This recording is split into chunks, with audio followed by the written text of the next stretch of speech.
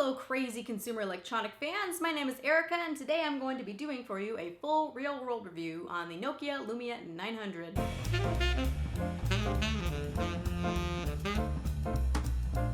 So what is a real-world review, you ask? Well, you know on YouTube how they have these specification-based reviews and they get quite boring and really redundant. I'm going to be doing for you something that's a little bit different. I'm going to really get into the meat of what it's like to use this phone and all day-to-day practicalities, what the operating system's like, how does it really compare to Android versus iPhone, because this is something that's entirely new and very different. So if you stay with me, we'll get into it and it will be great fun and I'll try to answer every possible real-world question that I can think of what it's actually like to use this particular device.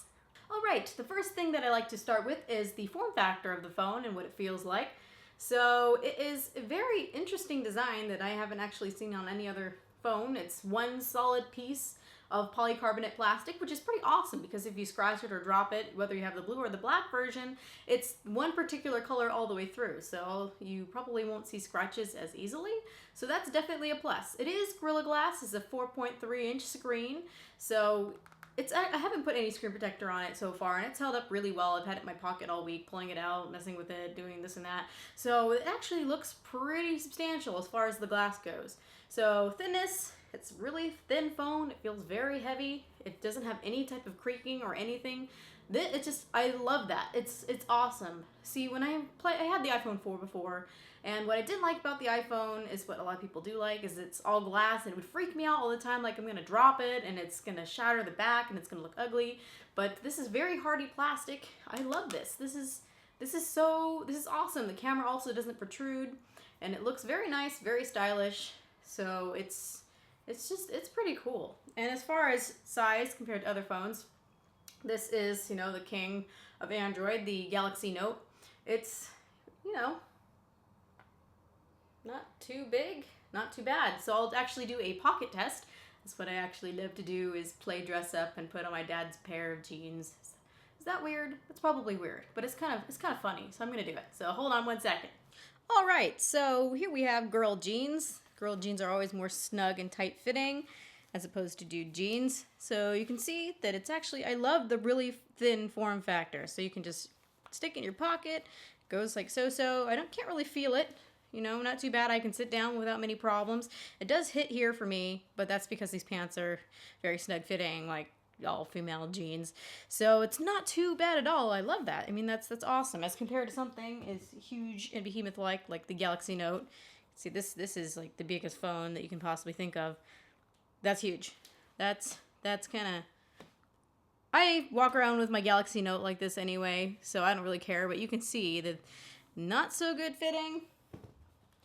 This fits great. La la! Alright, now for the guy jean test. As you can see, my dad is a rather large chap, so let's try to get this situated. I am a small girl too, so we have to take that into account. Here's the phone, put it in the pocket.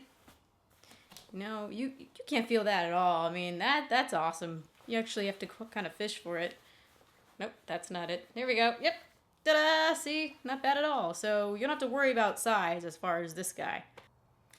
Alrighty, so I really love the operating system, the Windows 7 operating system, which really isn't given as much credit as it should be unless you've actually fully played with it and used it in day-to-day use. It's really simple and very awesome, very aesthetically pleasing. It's very easy to access all the menus that you need, although I do wish that there was an easier way to actually see how much battery, the battery status label, because you actually have to go into settings and go under battery saving, and then it tells you what your percentage left of battery is. So I really wish that they would have that where you can see it at all times.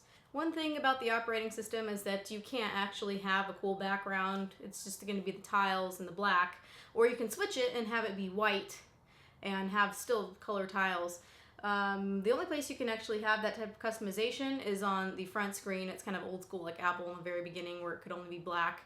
I'm hoping that they get rid of that. It's actually annoying when you like to personalize your things. So that's something to be wary of if you are really into customization of your phones. So how about screen quality then? A lot of people say that they don't like it, but I actually really like this screen. I think it's quite beautiful. It's only 800 by 480 pixels, which is why I'm sure people are complaining as they're used to having the 720p displays. But it isn't a pen tile display, thank goodness, like the Galaxy Note. You do have a line arrangement, the red, blue, and green. You don't have to worry about seeing any weird sub-pixels being shared and anything looking edgy or fuzzy.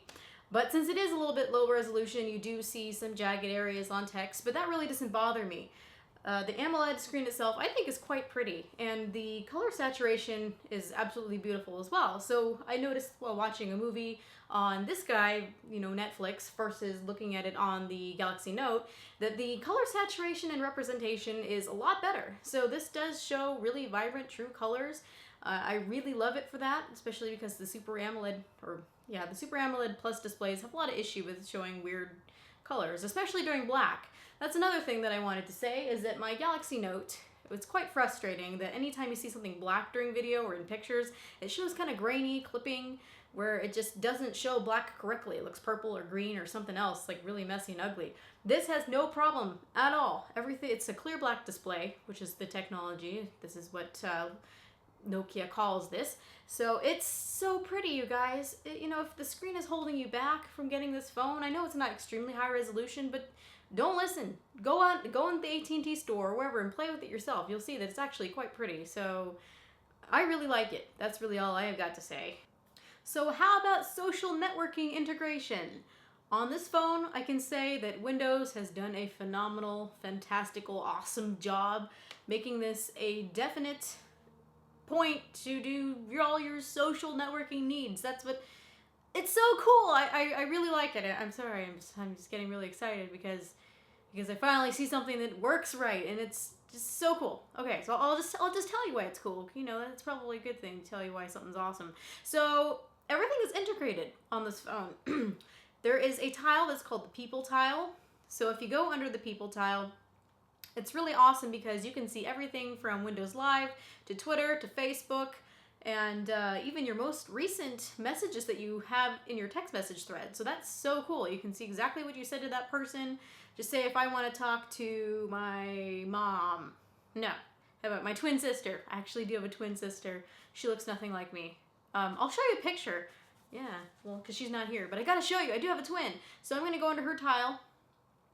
What's really cool is you can see her profile, you can scroll over to the right and you can see what's new, you can scroll over, you can see her pictures, you can see her history, and I can access her from right here. So if I look under her profile, it gives me text message, I can write on her wall, and I can get to her mobile phone right then and there. I can just click on it, it calls her, and I love it. It's the best integrated feature that I've seen on any phone as far as social networking goes, hands down, no questions asked. Windows Phone is the bomb as far as doing that. It's just so cool. If you are a social networker and want to see what's happening right off the bat for everybody, this is definitely the phone for you because it's so seamlessly integrated, and I really love it. It's going to be hard to go back to Android and have to open up several different apps, even though I do have the dynamic live widgets on my home screen. What's really neat about this phone is if you are heavily reliant on everything Google, like Google Calendar, Google Contacts, you can definitely set up yourself several accounts. You can set up several Gmail accounts, and also your contacts will be pushing through Google, and as well as your calendar as well. So you can look on your live tiles, and you can click on the tile app, and you can get to all your stuff, monthly, date to, there's also integrated to do. So this is just so neat. The calendar app, it just all goes through Google and all becomes integrated onto here with the new interface that Windows has put before you. So cool, you guys. Everything is right there, easy, accessible, it's awesome. How about the keyboard and the texting app on this thing? I can say that the texting and using this phone for texting is phenomenal. I've been kind of annoyed with Android because a lot of people know that as you're sitting there typing along, la la la la la la la, it puts periods in random places, and you'll have like, hello, period, my name, period, is, period. So it's like, what are you trying to do? Emphasize something? How are you, period, doing today, period? It's like, Do you have a problem? No, it's just the stupid Android. It doesn't correct that putting too many periods. But what's cool is that if it does do a wrong word and it didn't recognize it right off, you can click on the word, it'll highlight it, and you can go through the assortment of words and fix it, essentially. Just like Android phones and Apple phones, you can dictate your texts. So say you're bad and you want to answer text while you're driving. I'm not condoning texting while driving. Anybody watching, I'm just saying that you can dictate text, okay? Okay. So to the far right, there is a little microphone. You can say your message. Hi, how are you doing today? I am fine, and stuff. Hi, how are you doing today? I'm fine and stuff. So that's cool. It is really good at recognizing the text that you say and speak into it, and it spits back at you. It takes a little bit longer, and it makes a do sound, and it's kind of extraneous stuff that you don't need. But it's nice, and it works well, and it's integrated. The one thing I noticed is that you can't say period or comma. It'll actually spell out period and comma, which is kind of retarded. So say your message. I am fine, period. How are you? Question mark. Yeah, so I am fine, period. How are you? Question marks. But then it did put a period at the end. So it has an idea that you're supposed to have, some type of punctuation. Say your message. How are you? Let's see if it recognizes the question. Yes, it does! So maybe it works by intonation rather than saying question mark, because it knew automatically to put how are you with a question mark. Although I'm sure that also is programmed into its database, and it knows by going online that it matches with something that's a common question, and it puts the correct punctuation. But that's pretty advanced. That's kind of cool. Now this phone is only limited to 16 gigabytes of data. You don't have any type of micro SD card slot anywhere, which is a little bit annoying, but you do have a SkyDrive, which I think has 25 gigabytes of memory for you to use. But anyway, what's really cool is that you do have the Microsoft Office app that is integrated into the system. You can do you can make Word documents, you can make Excel documents, and you can view PowerPoint, but you can't edit PowerPoint because I guess the CPU is it's just not powerful enough on this phone. But what's really cool is you do get OneNote integration, and you can either sync it with the phone or you can have it go to the SkyDrive. I will say that the one thing that this guy is really missing is the lack of app support that Apple and Android have. So there's less than 100,000 apps.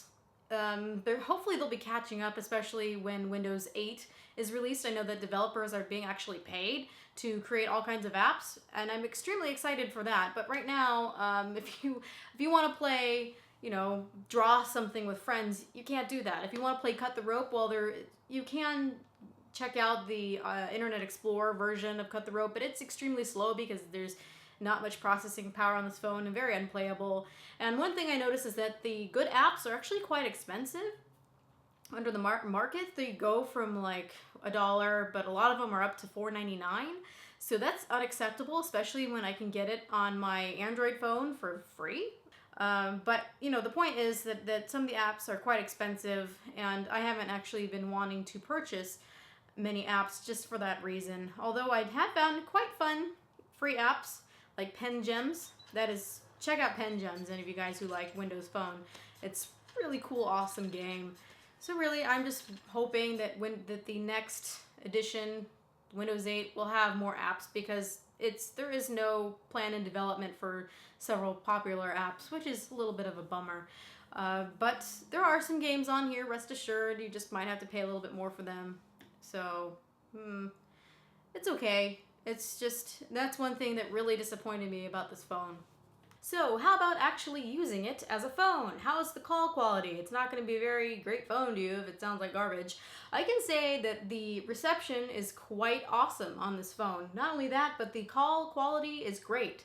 This is one of the best call quality examples that I've seen on any phone. So the speakerphone is really nice and loud. You've got a full speaker grill at the bottom that pretty much extends all the way from side to side. It's great. I have really bad signal in my house for both Verizon and AT&T, and I've noticed that I'm still able to get relatively great 4G speeds. I get about 10 megabits per second still with having low reception. So that's awesome. If you are looking for a solid phone that works as a phone and the second as a PDA phone but still has all those great features, this is really good, you guys. All right, how about the antennas as far as GPS and Wi-Fi? Wi-Fi does really well. It gets a really strong signal on this phone. I haven't had any issues with that whatsoever.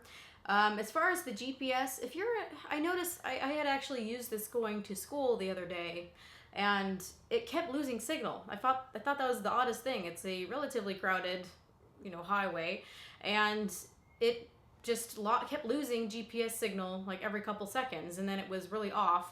And it was really weird and very agitating. So when you're in an area where it can get a satellite fix, it fixes really fast and it stays connected, and it works really well when you can actually get a satellite fix. I really do like what Nokia has as far as the GPS software. It's called Nokia Drive, and it's a really good turn-by-turn based GPS. The one thing that really bothers me about it is that it doesn't actually list off street names for you. It'll tell you turn left, turn right, blah, blah, blah, go into the highway.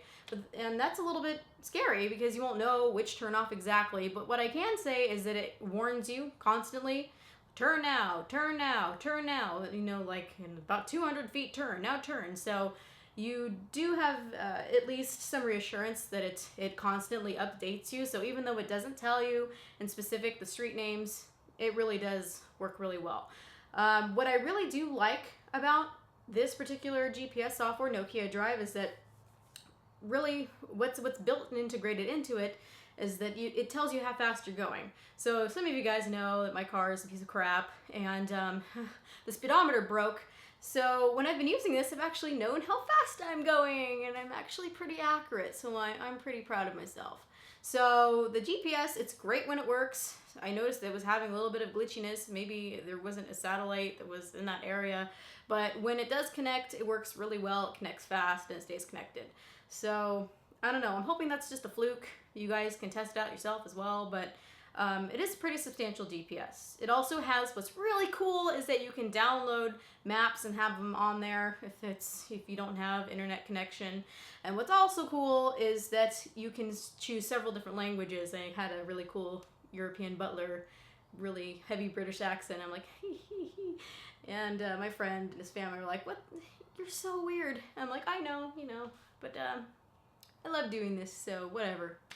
Alrighty, so how about battery life? How does that really function on this phone?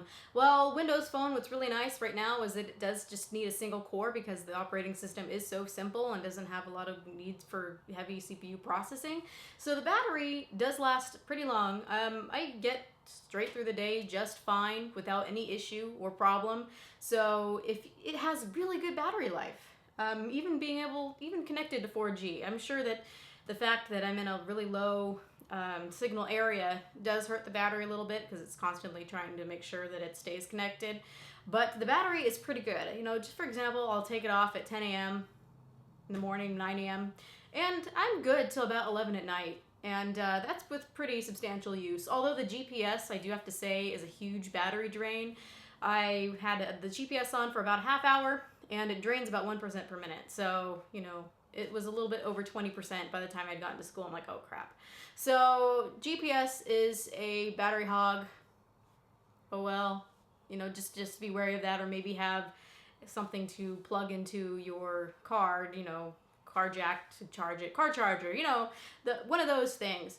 So, but otherwise the battery life is pretty substantial, and I really like it. So that's also a plus. I cracked like a pubescent boy. So what if you're a crazy phone fanatic like me, and you're not content with just one cell phone because you get bored easily? I don't know. Maybe that's the only way I can put it. What's not too good is that this takes a micro SIM on the top of the phone. It's very simple on top of the phone. You just have your headphone jack, your charging micro USB, and then there is a door to put in your micro SIM. That's a problem because if you are coming from a phone that has a regular SIM card, just the standard size SIM card, you're going to have to go to the AT&T store, throw out that old SIM card, and you're going to have to get a micro SIM. Although you can get something that's called a micro SIM adapter. It's a little piece of plastic that looks like a standard size SIM, but it has a little cutout that fits where the little micro SIM fits perfectly in there. You just have to be careful because some phones will actually get the micro SIM adapter will get stuck in the phone and it can break your contacts. So I'm going to end up trying to get some Kapton tape and kind of make it so there's no edginess around it so it doesn't pull on the tabs, because my Galaxy Note, I'm going to reach all over here and get, the Galaxy Note has just a regular slot, but the problem is that the pins are so small and stuck in there not in a very genius way, so that if you pull it out, the edges that are along that micro SIM adapter will just break the SIM card slot and I won't have a Galaxy Note anymore. So I have been indeed using this as my primary phone and this as my tablet. So just keep that in mind if you're planning to go back and forth to different phones, although it's probably irrelevant for most people who are normal, unlike me. Okay, so this is where things get bad. Look at the face. This is the face of sincerity and confusion when I found out that you can't actually mount a Windows Phone via USB. You gotta actually use connector software or the stupid Zune software. That's a major fail, Windows!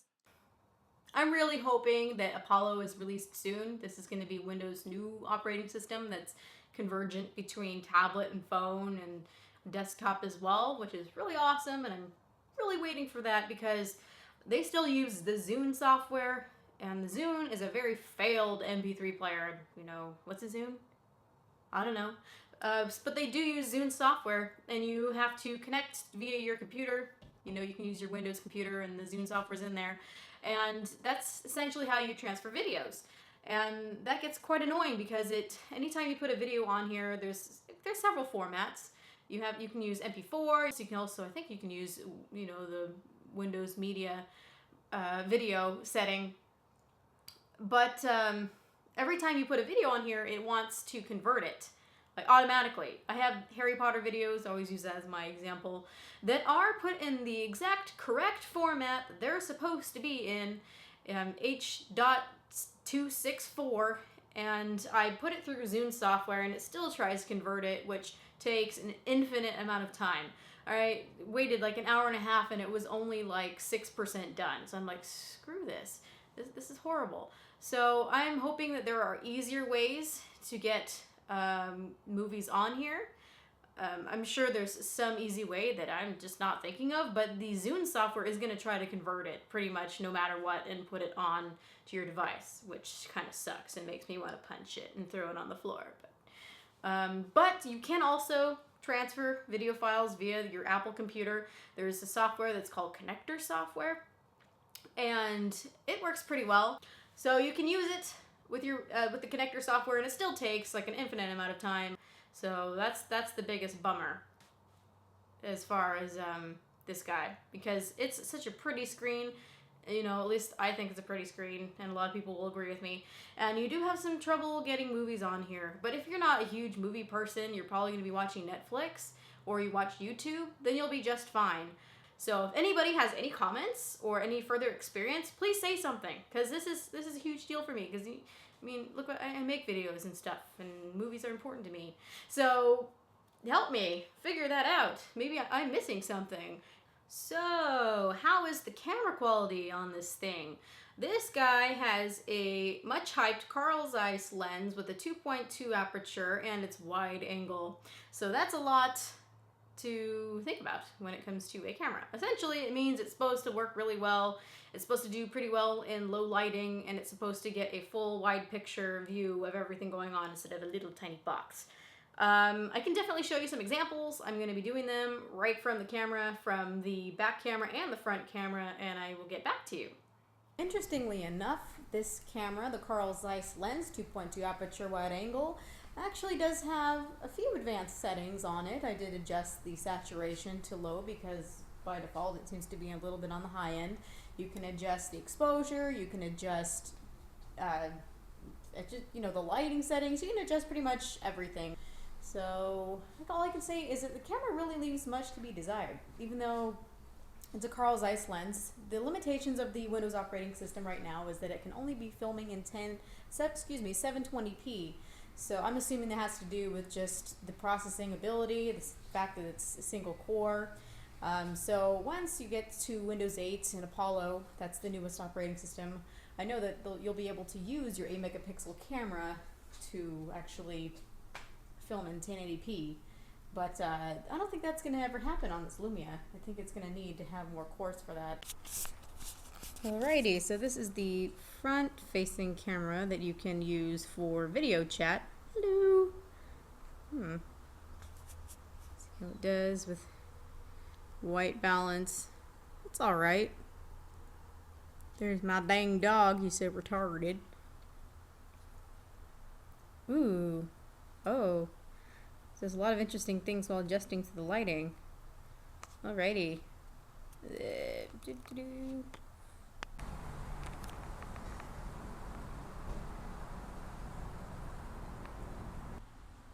found it a little bit annoying that it silhouettes everything in bright lighting. It doesn't do very well out in natural daylight.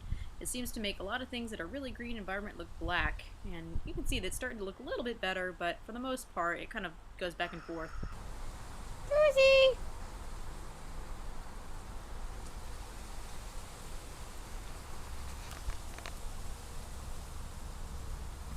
You like this done? Does this done feel good? Huh? Yeah. During these pictures, everything is set to the default. It has a really hard time focusing, I noticed. So this actually looked pretty well. This isn't too close. I did use macro focus and still had some issues. This is a little bit darker lighting, and this is actually perfect lighting, and it looks pretty good actually with a lot of detail.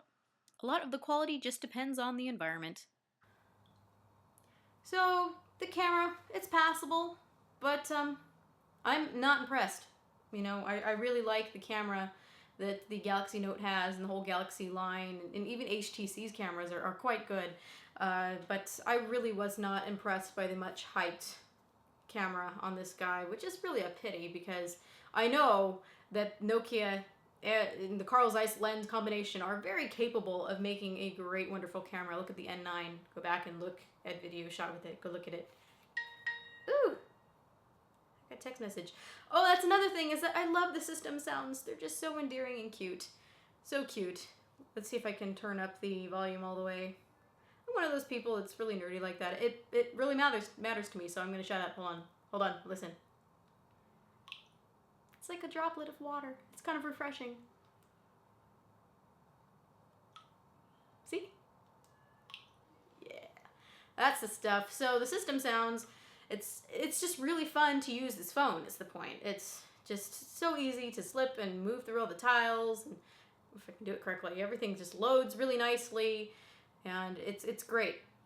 Also, what's really cool is that they do have all the apps in one straight line that goes all the way to the bottom. And just say you don't want to scroll through all those apps. You can just click on, see there's an A there. I'm going to make sure to get up close for this as well. Click on the A and you can see that it has, you know, an arrangement A, B, C, D, E, F, G, blah, blah, blah, blah, blah, all the end. So just say I know Netflix is obviously under N. Go figure. Hit the N and it shows up pretty much right away. You can click on it and boom, there it is.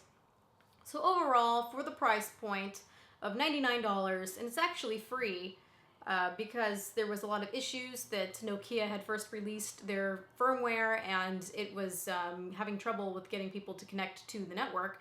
So you weren't able to send text messages. I was experiencing that, you know, until a couple days ago when they released the update, which I put to the phone. And it wasn't able to connect sometimes, and you wouldn't be able to browse the web, or you wouldn't get a text message, or your text message wouldn't send. So they decided to give a $100 off credit. So AT&T has been giving people a $99 off credit for the phone, so you can essentially get it free with just paying tax, which is like $30-something, like $32 or $33. So if you are looking for a substantial phone that really works well as a phone with a good speaker It has decent GPS. It has really good Wi-Fi. Reception is fantastic. And you are looking for something that is a little bit on the cheaper side, that has, it's a decent passable camera. I think this is definitely the phone for you, especially if you're into social networking and you want to know what's up in the world of everybody.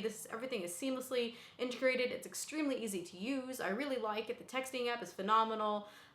Even the speech recognition is great. It's very accurate. Everything is just really nice, condensed into a really neat small package with a pretty decent battery life. So definitely give this a chance. It's definitely worth an upgrade. Is it worth a 2-year upgrade? I don't know. I really think that phone companies, especially as fast as everything comes out these days, should be giving us an 8-month upgrade. Although there is an early upgrade, you can pay the early upgrade fee through AT&T. But yeah, it's substantial for now. I can't wait to see what Windows comes out with, and I've rambled enough for you guys. I really hope you've enjoyed my review. Please rate and comment and subscribe. It really helps me. I really would love to get my hands on more electronics for you guys so I can do reviews. I will always do the best that I possibly can to make it fair and interesting, entertaining, and definitely informative. So thank you guys. Have a great day, and Nokia Lumia 900. Check it out!